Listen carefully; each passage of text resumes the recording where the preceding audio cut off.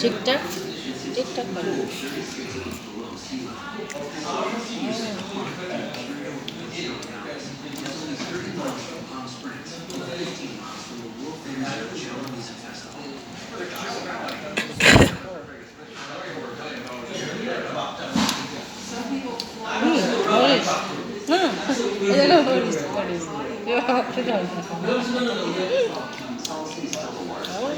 যাও মাংসটা চর্বি দেয় রসনা বিলাস দাবাকে দাও রসনা বিলাস করতেছে আবার তোমার দিকে চলে গেছে রসনা বিলাস করতেছো না